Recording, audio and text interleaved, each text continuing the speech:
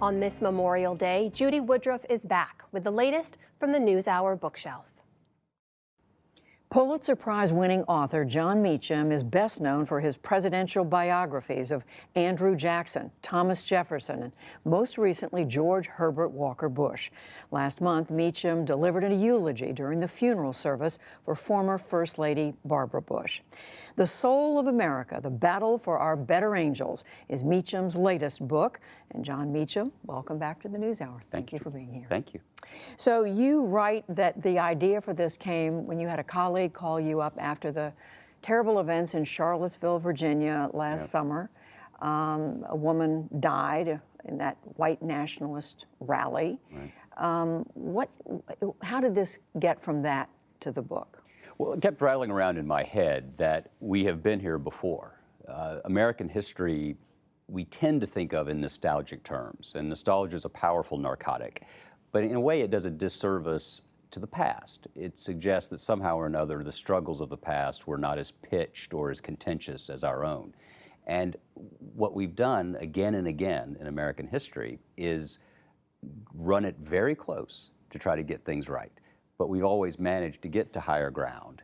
And what I wanted to try to figure out is, to what extent is this period we're in now, which feels dispiriting and depressing, no matter where you stand on the political spectrum, people are unhappy.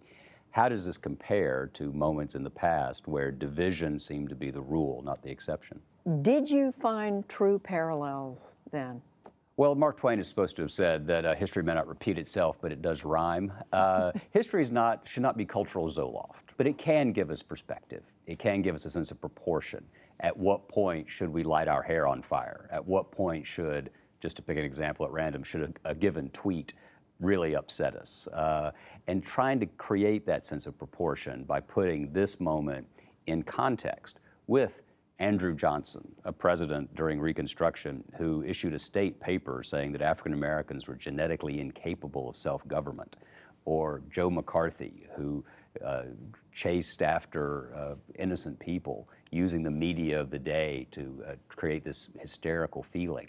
These were moments that were incredibly difficult, and yet we now have a country, even now for all our problems, that by and large we can be proud of. So it would take us inside one of those moments. I mean, the Ku Klux Klan rising in the 1920s and 30s. How did the country grapple with that, and how did it get through it? Well, there are parallels because there was a great deal of anxiety about immigrants. There was a great deal of anxiety about global affairs because we've come out of the First World War.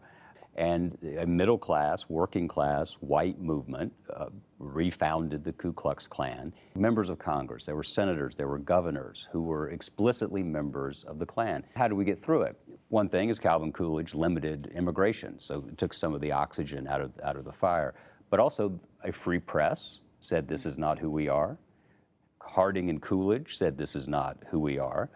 And ultimately, our better angels prevailed, at least briefly. And you also write, I mean, there's so many other examples, but one of the principal ones is the Red Scare after World War II, the 1950s, the McCarthy era. And Roy Cohn was a figure, someone who coincidentally was a mentor to Donald Trump.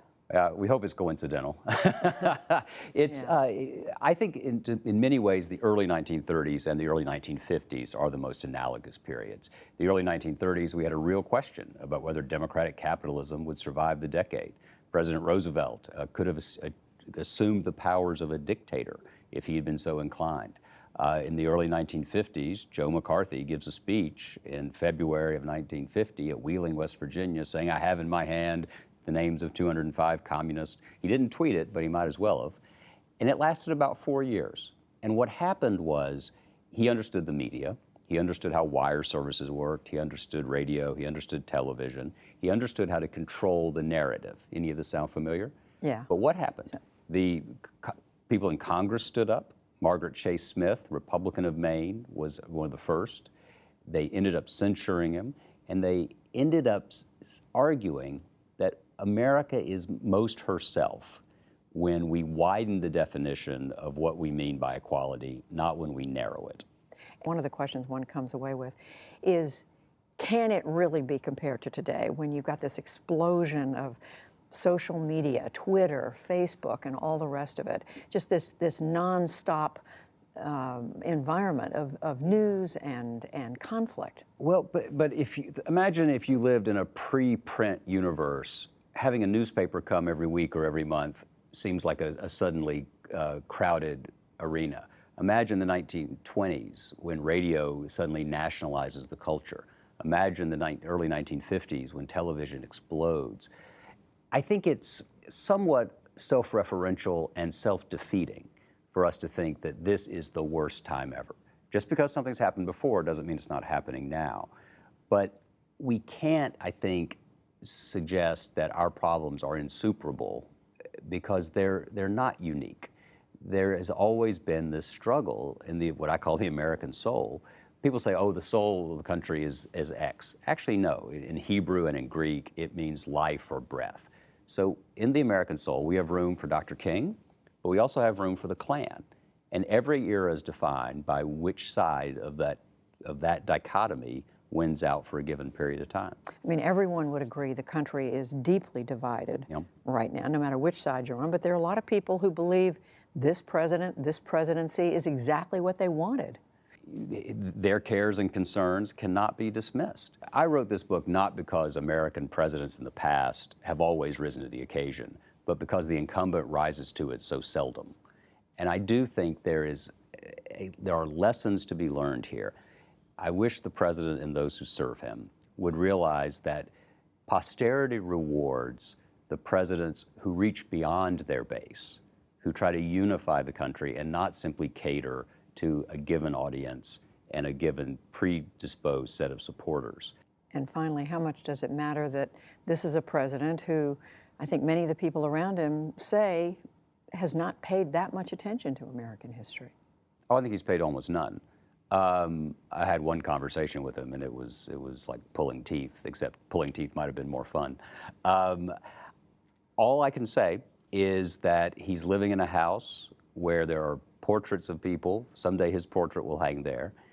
And what I would hope he would do is, as he walks down those hallways, if he looks up from his phone, he would realize that he will want to be seen in a warmer and better light than he is right now. And, you know, as Winston Churchill once said, the future's unknowable, but the past should give us hope. So I think we have to hold on to that hope. Jon Meacham with another book. This one is The Soul of America, The Battle for Our Better Angels. Thank you. Thanks, Judy.